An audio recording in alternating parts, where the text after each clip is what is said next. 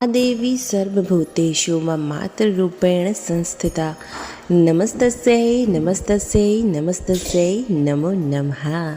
नमस्ते दोस्तों, मैं श्वेता स्वागत करती हूँ आप सभी का आपके अपने चैनल कथा और भक्ति में। सभी को चैत्र नवरात्रि की हार्दिक शुभकामनाएं। आज आप इस वीडियो में जानेंगे माँ शैलपुत्री की कथा और उनकी उत्पत्ति कैसे हुई। तो चलिए वीडियो शुरू करते हैं। शैलपुत्री देवी दुर्गा के 9 रूपों में पहले स्वरूप में जानी जाती हैं। ये ही नवदुर्गा में प्रथम दुर्गा है।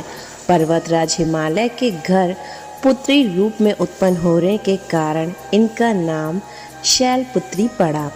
नवरात्र पूजन में प्रथम दिवस इन्हीं की पूजा और उपासना की जाती है। इस प्रथम दिन की उपासना में योगी अपने मन को मूलाधार चक्र में स्थिर करते हैं। यहीं से उनकी योग साधना प्रारंभ होती है। माँ शैलपुत्री की उत्पत्ति की कथा। एक बार प्रजापति दक्ष ने एक बहुत बड़ा यज्ञ किया। इसमें उन्होंने सारे देवताओं को अपना अपना यज्ञ भाग प्राप्त करने के लिए निमंत्रित किया, किंतु शंकर जी को उन्होंने इस यज्ञ में निमंत्रित नहीं किया। सती ने जब सुना कि उनके पिता एक अत्यंत विशाल यज्ञ का अनुष्ठान कर रहे हैं, तब वहां जाने के लिए उनका मन विकल हो उठा। अपनी यह इच्छा उन्होंने शंकर जी को बताई। सारी बातों पर विचार करने के बाद उन्होंने कहा, प्रजापति दक्ष किसी कारणवश हमसे रुष्ट हैं। हम अपने यज्ञ में उन्होंने सारे देवताओं को निमंत्रित किया है। उनके यज्ञ भाग भी उन्हें समर्पित हुए हैं, किंतु हमें जानबूझकर नहीं बुलाया, कोई सूचना तक नहीं भेजी। ऐसी स्थिति में तुम्हारा वहां जाना किसी प्रकार से श्रेयस्कर नहीं होगा। शंकर जी के इस उपदेश से सती का प्रबोध नहीं हुआ। पिता का यज्ञ देखने वहां जाकर माता और बहनों से मिलने की उनकी व्यग्रता किसी भी प्रकार कम न हो सकी। उनका प्रबल आग्रह देखकर भगवान शंकर जी ने उन्हें वहां जाने की अनुमति दे दी।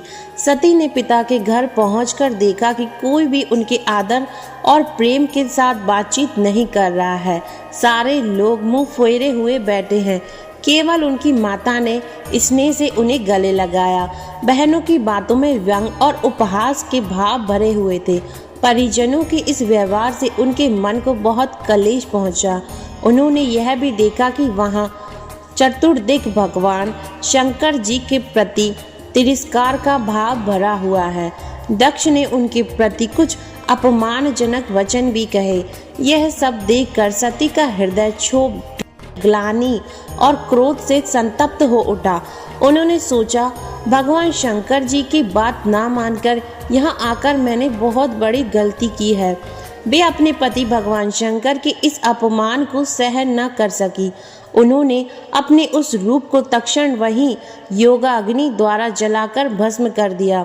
वज्रपात के समान इस दारुण दुखद घटना को सुनकर शंकर जी ने क्रुद्ध हो अपने गणों को भेजकर दक्ष के उस यज्ञ का पूर्ण तरह विध्वंस करा दिया।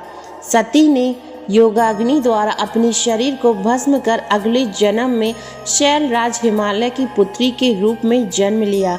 इस बार वे शैलपुत्री नाम से विख्यात हुईं। पार्वती, हेमवती भी उन्हीं के नाम है। उपनिषद की एक कथा के अनुसार इन्हीं ने हेमवती स्वरूप से देवताओं का गर्भ भंजन किया था।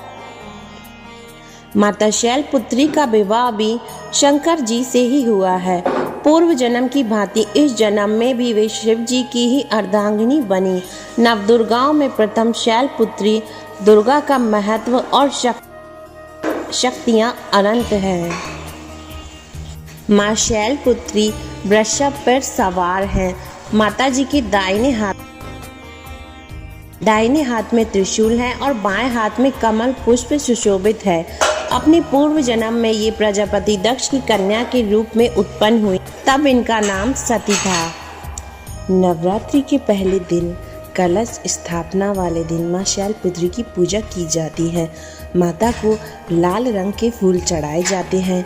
माँ शैलपुत्री के लिए जो भोग बनाया जाता है वो गाय के घी दूध से बना होता है। आप भी भोग में गाय के दूध से बनी खीर का भोग लगा सकते हैं।